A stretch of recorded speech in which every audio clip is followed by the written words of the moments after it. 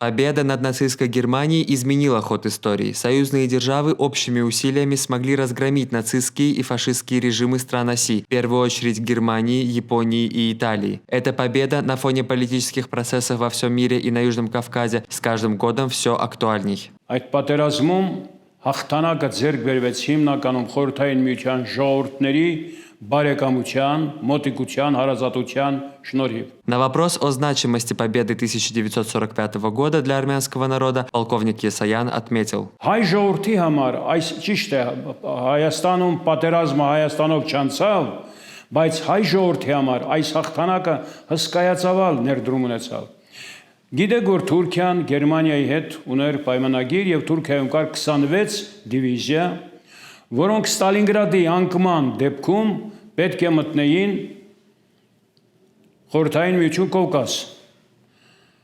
Այսինքն այստեղից եզրակացություն, որ քան մեծ էր մեր ցանկությունն ու նպատակը անպայման Ստալինգրադում ձեռք բերել հաղթանակ։ Եվ հա այդ հաղթանակի շնորհիվ Թուրքիայի 26 դիվիզիաները չմտան Բերլին։ Նրանց նպատակն էր շարունակել 15 թվի կոտորածը, դե նրանք պարզ է Ադրբեջանին ձեռք չէին տա, այստեղ Հայաստանն էր ոտնատակ լինելու։ Այո։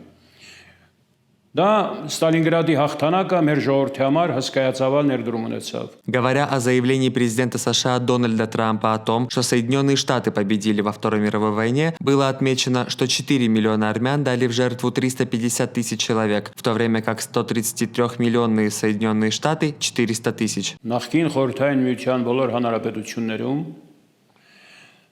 գնում է մեծ խեղաթյուրում, որ այդ պատերազմում հաղթել են ոչ թե սովետական միության բանակը, այլ անգլո-ամերիկյան բանակը։ Սա խեղաթյուրում է կոպիտ, բացարձակ հայտարարում եմ։ Ես չեմ բացառում Ամերիկայի Միացյալ Նահանգների օգնությունը այդ պատերազմին, հսկայածավալ օգնությունը Հայաստանին, բայց ամենամեծ ծանրությունը եւ ամենամեծ լուծ այդ պատերազմի ծանրությունը, որ դիմադրեց մինչև ատամները զինված գերմանա-ֆաշիստական անպարտելի կոչված բանակին, որ ամբողջ Եվրոպան կարողացավ մի քանի օրում վերցնել եւ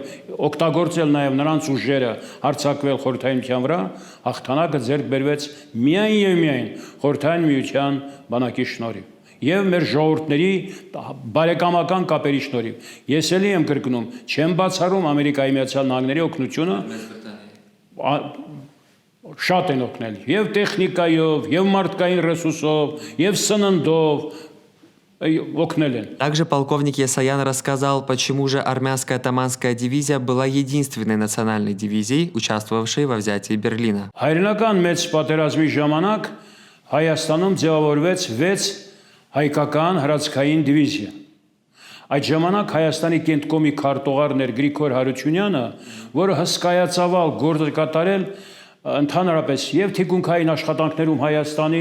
եւ այդ հրացքային դիվիզիաների ձևավորման, նրանց բանակ ուղարկելու, նույնիսկ կազմակերպել է համերգային խմբեր այդ դիվիզիաների համար, պատերազմի դաշտում համերգներ եւ այլն։ 1944 թվականին, երբ արդեն վճռված էր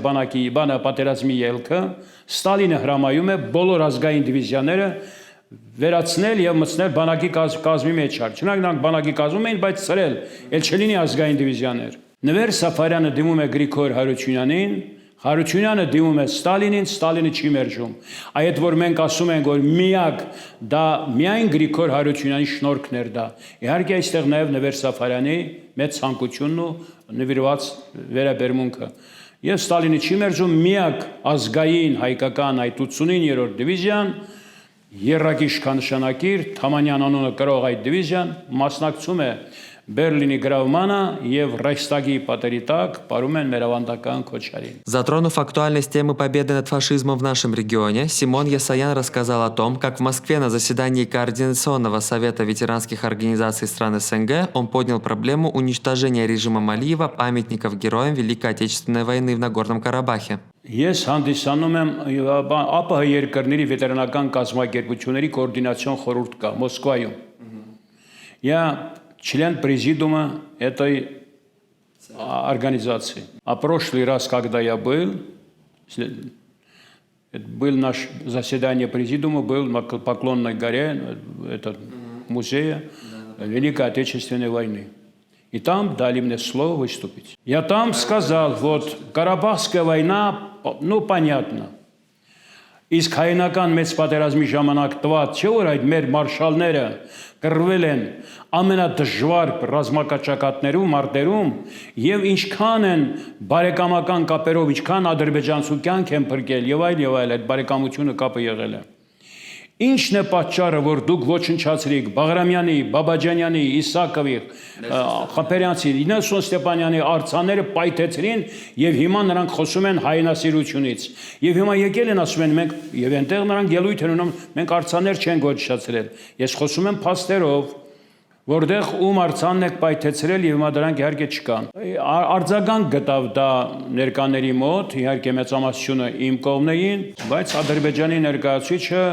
Բեղադրում է մեզ, որ մենք ենք Ղարաբաղյան շարժման ժամանակ իբր վանդալիզմով զբաղվել, մենք ենք այսպեսի եւ այլը արձաններ պայթեցրել, ոչ մի մեր հարևանների մոտ ոչ մի հայնասիրական այսպես մնայուն բան հայնական մեծ պատերազմից չի մնացել։ Բացարձակապես, ինչ որ հարգեն մեր հերոսներին, մեր մարշալներին, բացարձակապես գոչություն չունի։ Մի հատ գոնե գեներալ գնդապետ չի տվել այդ ազգը, էլի Բրեժնևը մեկին էլի սազացրեց գեներալ գնդապետ, էլի թաթայեր, ադրբեջանցի գոչություն չունի։ Таким образом, спустя 80 лет мы наблюдаем проявление нацизма и фашизма не только во всем мире, но и на постсоветском пространстве, и история победы над нацистской Германией и ее союзниками важна как образец того, как нужно поступать с такими проявлениями. Артур Магакян, Геворг Сианосян, Реньюз Армения.